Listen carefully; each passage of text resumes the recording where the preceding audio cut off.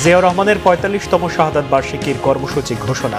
সরকারের বিরুদ্ধে ষড়যন্ত্র চলছে, অভিযোগ রিজভী। ঈদুল আজহার দ্বিতীয় দিনেও রাজধানীতে কোরবানি দিচ্ছেন অনেকে। ফাঁকা ঢাকায় ঘোরার মাঝে বিনোদন খুঁজছেন মহানগরবাসী। ৮ দিন হাসপাতালে ৬ নবজাতকের মৃত্যুর ঘটনায় তদন্ত রিপোর্ট দাখিল আগামীকাল। হত্যা মামলার তদন্ত শুরু করেছে পুলিশ। দেখছিলেন গ্রাউন্ড সিমেন্ট সংবাদ শিরোনাম। বিএনপির সিনিয়র যুগ্ম মহাসচিব রুহুল কবির রিজভী বলেছেন, নানাবিধ চক্রান্ত এখনো থেমে নেই। সরকারের ভুল হলে তা ধরিয়ে দিতে পারেন, কিন্তু চক্রান্ত করা, ষড়যন্ত্র করা এটি কোনো কাজ নয়। শুক্রবার নয়াপল্টনে দলীয় কার্যালয়ে বিএনপির প্রতিষ্ঠাতা শহীদ রাষ্ট্রপতি জিয়াউর রহমানের ৪৫তম শাহাদাত বার্ষিকীর কর্মসূচি জানাতে আয়োজিত সংবাদ সম্মেলনে তিনি কথা বলেন। রিজভী বলেন, জিয়ার শাহাদাত বার্ষিকী উপলক্ষে বিএনপির নয়াপল্টন কেন্দ্রীয় কার্যালয় সহ সারা দেশের দলীয় কার্যালয়ে কালো পতাকা উত্তোলন করা হবে, দলীয় পতাকা অর্ধনমিত রাখা হবে। তিনি জানান, সকাল ১১টায় প্রধানমন্ত্রী ও বিএনপি চেয়ারম্যান তারেক রহমান এবং তার নেতৃত্বে দলের জ্যেষ্ঠ নেতারা জিয়ার মাজারে শ্রদ্ধা জানাবেন। সেখান থেকে ঢাকা মহানগর উত্তর এবং দক্ষিণ বিএনপি আয়োজিত ১৫টি সংসদীয় আসনের বেশ কয়েকটি স্থানে দরিদ্রদের মাঝে বস্ত্র ও শুকনা খাবার বিতরণ করবেন তারেক রহমান। রিজভী জানান, বিকাল ৩টা থেকে ৪টার মধ্যে নয়াপল্টন দলীয় কার্যালয়ের সামনে ছাত্রদল, যুব ও স্বেচ্ছাসেবক দল সহ আরও কয়েকটি অঙ্গ সংগঠনের বস্ত্র ও খাদ্য বিতরণ অনুষ্ঠানে যোগ দেবেন তারেক রহমান। তিনি আরও বলেন, রাতারাতি সব ঠিক হয়ে যাবে না, কিন্তু অন্যায় করলে শাস্তি হচ্ছে, শক্ত হাতে দমন করা হচ্ছে। নানাবিধ চক্রান্ত কিন্তু এখনো থেমে নেই। মানুষ ফেরেশতা নয়, সেখানে আইন অমান্যকারী কিছু লোক থাকে। তো তাদের বিরুদ্ধে ব্যবস্থা গ্রহণ করে আইনের শাসন প্রতিষ্ঠা করাই তো একটি নির্বাচিত জবাবদিহিমূলক সরকারের প্রধান বৈশিষ্ট্য। তারপরেও কেউ কেউ বলছেন ষড়যন্ত্র হচ্ছে, চক্রান্ত হচ্ছে। আপনারা যদি এই দেশের রাষ্ট্র কাঠামোর অংশ হয়ে থাকেন, এদেশের রাজনৈতিক যে কাঠামো তার যদি অংশ হয়ে থাকেন, তাহলে সেই ক্ষেত্রে আপনারা সরকারের যেগুলো ভুল হচ্ছে সেটা আপনারা ধরিয়ে দিতে পারেন। কিন্তু চক্রান্ত করা, ষড়যন্ত্র করা এবং নানাভাবে চক্রান্তের ইঙ্গিত দেওয়া, এইটা এদেশের মানুষ কখনোই এটাকে ভালোভাবে নেয়নি। অধিকার রক্ষা ও গণমাধ্যমের স্বাধীনতা নিশ্চিতে সাংবাদিকদের ঐক্যবদ্ধ থাকার আহ্বান জানিয়েছেন এলজিআরডি মন্ত্রী ও বিএনপি মহাসচিব মির্জা ফখরুল ইসলাম আলমগীর। তিনি আরও বলেন, দায়িত্বশীল ও বস্তুনিষ্ঠ সাংবাদিকতায় দেশ ও জাতির কল্যাণে গুরুত্বপূর্ণ ভূমিকা রাখতে পারে। শুক্রবার দুপুরে ঠাকুরগাঁওয়ের মির্জা রুহুল আমিন মিলনায়তনে সাংবাদিকদের সঙ্গে মতবিনিময় সভায় প্রধান অতিথির বক্তব্যে তিনি এই আহ্বান জানান। মির্জা ফখরুল বলেন, সাংবাদিকতা অত্যন্ত কঠিন ও চ্যালেঞ্জিং পেশা। এমন কোনো জায়গা নেই যেখানে সাংবাদিকরা নির্যাতনের শিকার হননি। সাগরণী হত্যা মামলার রহস্য আজও উদ্ঘাটন হয়নি। সাংবাদিকতাকে কখনো ছোট করে দেখার সুযোগ নিয়ে উল্লেখ করে তিনি বলেন, দৈনিক ইত্তেফাকের সাবেক সম্পাদক মানিক মিয়া মন্ত্রী না হয়েও মন্ত্রী তৈরি করেছেন। দায়িত্বহীন সাংবাদিকতা দেশ ও জাতির জন্য ক্ষতিকর বলেও মন্তব্য করেন তিনি। এর আগে সকালে ঠাকুরগাঁও শহরের তাঁতিপাড়া কালীবাড়ি বড় মাঠের পশ্চিম পাশের এলাকায় ঠাকুরগাঁও বিশ্ববিদ্যালয়ের অস্থায়ী কার্যালয় উদ্বোধন করেন মির্জা ফখরুল ইসলাম আলমগীর। পরে এক আলোচনা সভায় তিনি বলেন, নতুন এই বিশ্ববিদ্যালয়ে শিক্ষক নিয়োগে কোনো স্বজনপ্রীতি কিংবা দলীয় প্রভাব চলবে না। যাদের সর্বোচ্চ যোগ্যতা থাকবে তারাই শিক্ষক হিসেবে নিয়োগ পাবেন। বলেন, বিশ্বমানের শিক্ষা নিশ্চিত করে ঠাকুরগাঁও বিশ্ববিদ্যালয়কে দেশের শিক্ষার সর্বোচ্চ স্থানে নিয়ে সবাইকে আন্তরিকভাবে কাজ করতে হবে। রাজধানীর বিভিন্ন এলাকায় দ্বিতীয় দিনের মতো পশু কুরবানি দিচ্ছেন অনেকে। কেউ পারিবারিক ঐতিহ্য অনুসরণ করে, আবার কেউ ঈদের দিন কসাই না পাওয়ায় আজ পশু কুরবানি করছেন। অন্যদিকে ঈদের প্রথম দিনের মতো দ্বিতীয় দিনেও ব্যস্ততা কমেনি পেশাদার কসাইদের। মেজবা রহমানের রিপোর্ট। শুক্রবার ঈদুল আজহার দ্বিতীয় দিন রাজধানী সহ দেশের বিভিন্ন এলাকায় অনেকেই পশু কুরবানি দেন। এদিনেও রাজধানীর বিভিন্ন মহল্লা, বাসা বাড়িতে দেখা গেছে কুরবানির ব্যস্ততা। পশু জবাই, মাংস কাটাকাটি ও ভাগ বাটোয়ারার কাজে ব্যস্ত সবাই। রাজধানীর বিভিন্ন এলাকায় কেউ পারিবারিক ঐতিহ্য অনুসরণ করে ঈদের দ্বিতীয় দিনেও কুরবানি করেছেন। আবার অনেকে ঈদের দিনে কসাই না পাওয়া, অতিরিক্ত ভিড় কিংবা সময় সংকটের কারণে ঈদের দ্বিতীয় দিনে পশু কোরবানি দেন। আমাদের তো পুরা পরিবার থেকে অনেক আগে থেকে দিয়ে আসতেছি। আমার দাদা দিত, আমার চাচা জ্যাঠা দিত ঈদের দিন, আর আমরা দিতাম ঈদের পরের দিন। আমার বাচ্চা ছিল ছোট আর কি, ওই হিসাবে আমরা ঈদের পরের দিন দেই। ভালোই লাগে, খারাপ লাগে না, কারণ ঈদের দিন তো শেষ হয়ে যায় সবকিছু।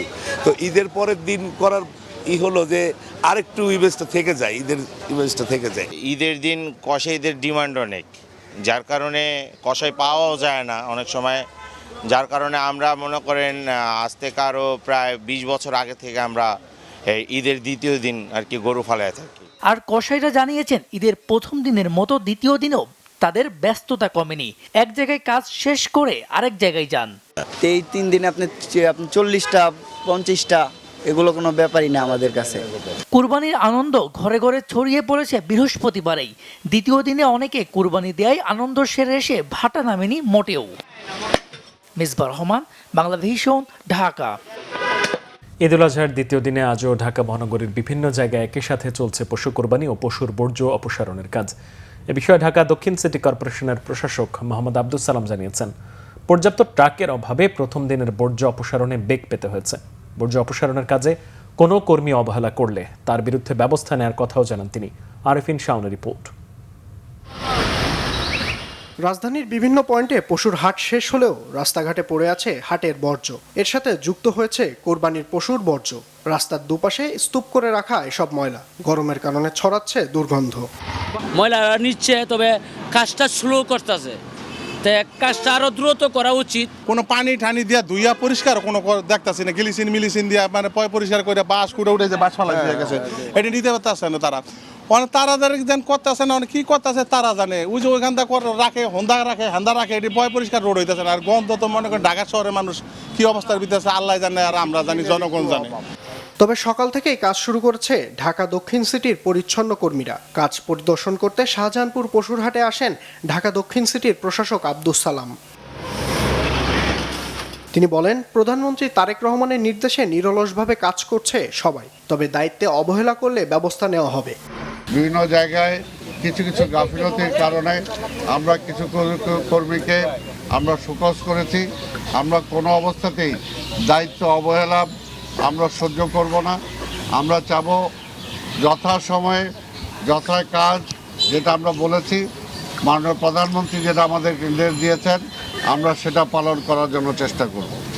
বর্জ্য অপসারণে ভোগান্তির কথাও তুলে ধরেন তিনি। হাটের অনুমতি দিয়েছি আমরা এখানে।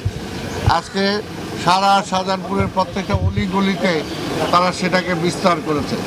এটা তো হাটের কোনো কন্ডিশন না। যারা হাটের যারা ইজারাদার ছিল তাদেরকে আমরা পেনাল্টি করব, এছাড়া তো আর বিকল্প কোনো পথ নাই। এবং পরবর্তী পর্যায়ে আবার এই সমস্ত হাটের এরা ইজারা পাবে কিনা সে ব্যাপারে আমাদেরকে চিন্তা করতে হবে। আগামী দিনগুলোতে নিরলসভাবে কাজ করে যাওয়ার ঘোষণাও দেন ঢাকা দক্ষিণের এই প্রশাসক। প্রত্যেকটা অলিগলি। আরিফিন শাওন, বাংলা ভিশন, ঢাকা। বাণিজ্য শিল্পমন্ত্রী খন্দকার মুক্তাদির বলেছেন, হাজারীবাগ থেকে সাভারে ট্যানারি স্থানান্তরের সিদ্ধান্ত সঠিক ছিল, কারণ ঠিকমতো বর্জ্য শোধনাগারের ব্যবস্থা আছে এবং উচ্চ মাত্রার বর্জ্য তৈরি হয় এরকম একটা শিল্প সেখানেই হওয়া উচিত। দুপুরে সাভারের বেসিক চামড়া শিল্পনগরীর কেন্দ্রীয় বর্জ্য শোধনাগার পরিদর্শন শেষে সাংবাদিকদের সাথে আলাপকালে তিনি কথা বলেন। ট্যানারি এখন একটি ভালো যথাযথ জায়গায় রয়েছে বলেও মন্তব্য করেন বাণিজ্য ও শিল্পমন্ত্রী। মন্ত্রী আরও বলেন, হাজারীবাগ থেকে সাভারে ট্যানারি স্থানান্তরের সময় যেসব প্রতিষ্ঠান হারিয়ে গেছে তাদেরকে সহযোগিতা করার মাধ্যমে এই শিল্পকে রক্ষায় নানা উদ্যোগ নিয়েছে এই সরকার। পরে তিনি ট্যানারির বিভিন্ন কারখানা পরিদর্শন করেন ও মালিকদের সাথে খোলামেলা আলোচনা করেন। এদিকে দ্বিতীয় দিনের মতো শুক্রবারও ট্যানারি কারখানাগুলোতে চামড়া ঢুকেছে। চামড়ার দামে এবারও হতাশ চট্টগ্রামের মৌসুমী ব্যবসায়ীরা। তাদের অভিযোগ, সরকার নির্ধারিত দামের চেয়ে অনেক কমে চামড়া কিনছেন আড়তদাররা। তাই এবারও কোরবানির পশুর চামড়া কিনে বড় ধরনের লোকসানে তারা। আড়তদাররা বলছেন, চামড়ার সঠিক পরিমাপের হিসাব না বোঝায় লোকসানে ফড়িয়ারাও। চট্টগ্রাম থেকে শাহেদা পিয়া রিপোর্ট। মহানগরী ও আশপাশের উপজেলা থেকে সংগ্রহ করা কাঁচা চামড়ার এই স্তূপ চট্টগ্রামের বিভিন্ন সড়কে। এসব চামড়া আড়তে বেচতে এসে বিপাকে মৌসুমী ব্যবসায়ীরা। তাদের অভিযোগ, আড়তদারদের সিন্ডিকেট সরকার নির্ধারিত দামের আশপাশেও চামড়া কিনছে না, বাধ্য করছে নামমাত্র দামে চামড়া বিক্রি করতে। লাভার পাই না, কি করবো? আমাদের 2 লাখ টাকা 2.5 লাখ টাকা আমাদের লস। আমি বাড়িঘর আমার জানা করে এই চামড়াগুলো খরচ করছি। 2 কোটি টাকা চামড়া আছে এখানে, 2টা ট্রাক পুরা, এখানে 2টা ট্রাক, আবার ওইদিকে আমাদের পোস্ট অফিসের সামনে আছে 4-5 ট্রাক। এই অবস্থা, সব পালাই ফেলা গেছে। সারাদিন পরিশ্রম করে চামড়াগুলোতে কিনলাম 500-700 টাকা করে। এখন এখানে আসি সবাই রেট বলেছে 280, 300, সর্বোচ্চ হাইস্ট রেট 300 টাকা।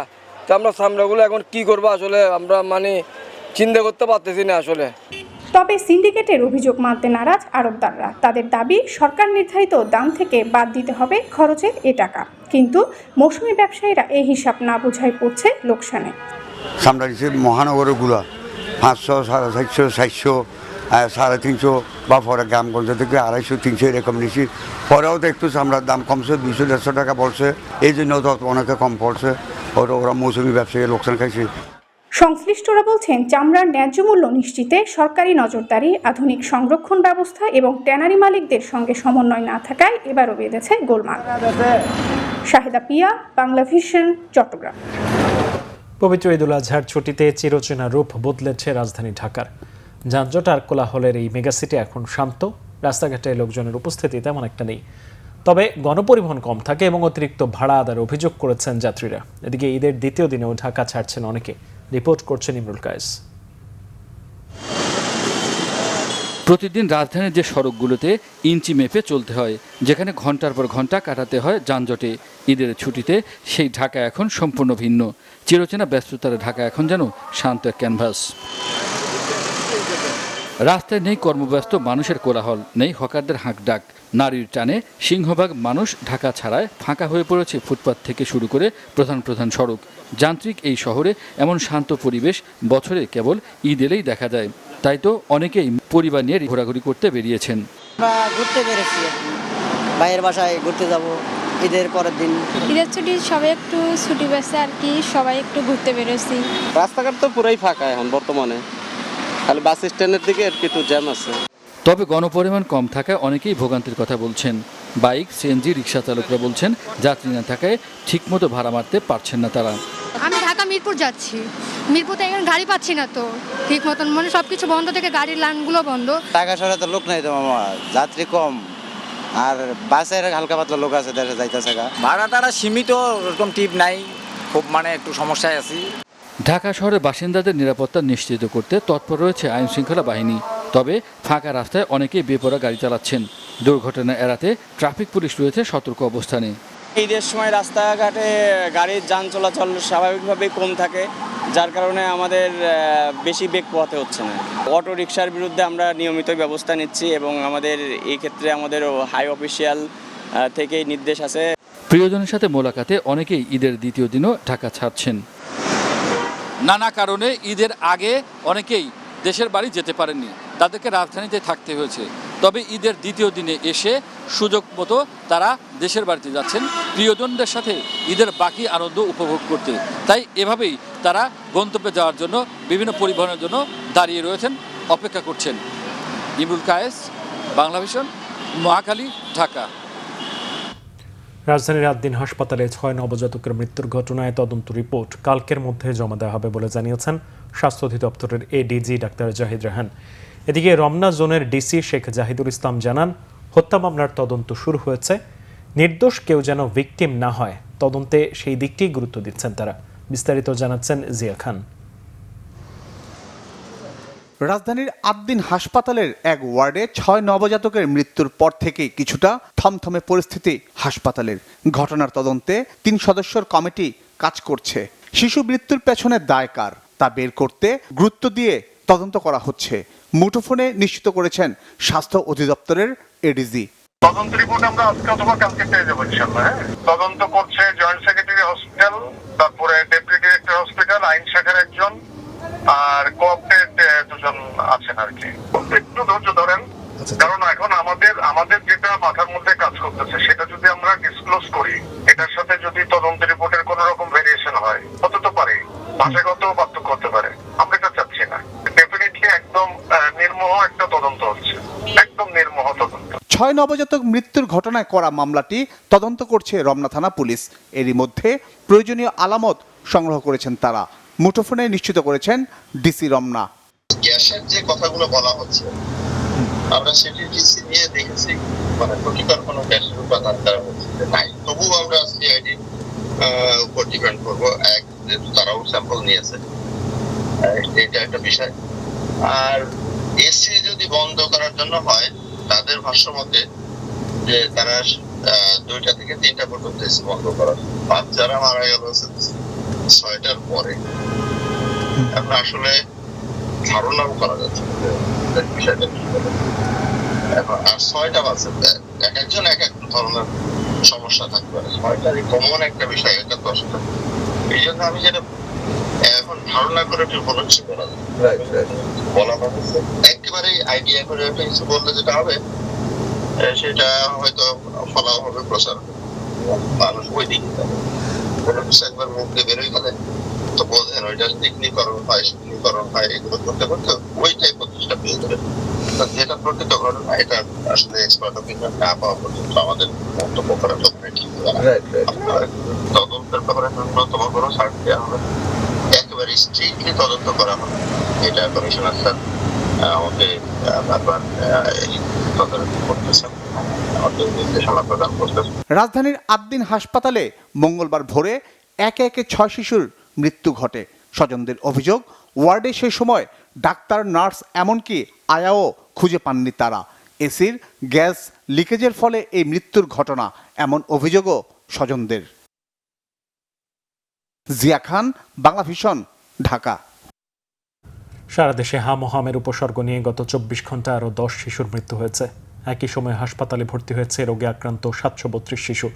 শুক্রবার স্বাস্থ্য অধিদপ্তরের পাঠানো বিজ্ঞপ্তিতে বলা হয়, এর উপসর্গ নিয়ে এ পর্যন্ত মৃত্যুর সংখ্যা দাঁড়ালো 575টি শিশুর। এর মধ্যে শুধু হামে আক্রান্ত হয়ে মারা গেছে 90 শিশু। হামের লক্ষণ জ্বর, সর্দি, কাশি এবং সারা শরীরে ছোট ছোট লাল লাল দাগ দেখা দিলে তা দ্রুত গুরুত্ব দিয়ে দেখতে অভিভাবকদের পরামর্শ দিয়েছেন চিকিৎসক ও বিশেষজ্ঞরা। প্রয়োজনে সংশ্লিষ্ট হাসপাতালগুলোতে এই রোগের সেবা নিতে যাওয়ার তাগিদ দেওয়া হয়েছে। হাম উপসর্গে গত 24 ঘন্টায় ফরিদপুরে 2 ও সিলেটে 1 শিশুর মৃত্যু হয়েছে। সিলেট বিভাগে হাম ও রুবেলা পরিস্থিতির অবনতি অব্যাহত রয়েছে। সুনামগঞ্জের ছাতক উপজেলার আলমপুর এলাকার ইমরান আহমদের 9 মাস বয়সী শিশু সন্তান আরিম চিকিৎসাধীন অবস্থায় ওসমানী মেডিকেল কলেজ হাসপাতালে মারা গেছে। এছাড়া গত 24 ঘন্টায় নতুন করে হাম রুবেলা উপসর্গের 18 রোগী বিভিন্ন হাসপাতালে ভর্তি হয়েছে।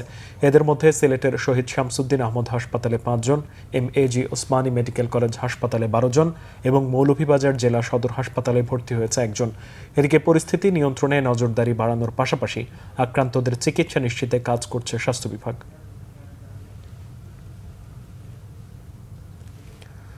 নাটোরের নলডাঙ্গায় নিখোঁজের একদিন পর পুকুর থেকে এক ব্যক্তির মরদেহ উদ্ধার করেছে পুলিশ। উপজেলার পম্পুর এলাকা থেকে সকালে উদ্ধার করা হয় যুবক মিলন হোসেনের লাশ।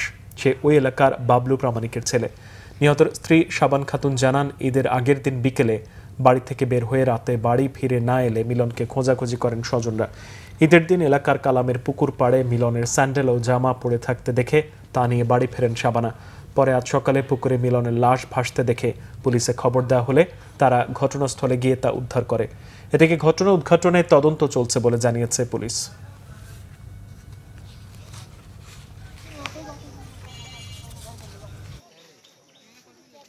সংবাদ শেষ করব ক্রাউন সিমেন্ট শিরোনামগুলো আরো একবার জানিয়ে। শহীদ রাষ্ট্রপতি জিয়াউর রহমানের 45তম শাহাদাত বার্ষিকীর কর্মসূচি ঘোষণা।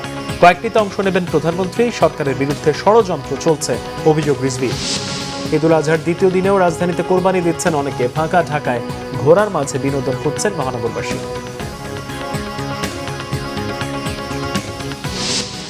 8 দিন হাসপাতালে 6 নবজাতকের মৃত্যুর ঘটনায় তদন্ত রিপোর্ট দাখিল আগামীকাল। হত্যা মামলার তদন্ত শুরু করেছে পুলিশ। এই ছিল এখনকার মতো। পরের সংবাদ সন্ধ্যা 7:30টায় দেখার আমন্ত্রণ রইল। এতক্ষণ সাথে থাকায় ধন্যবাদ সবাইকে।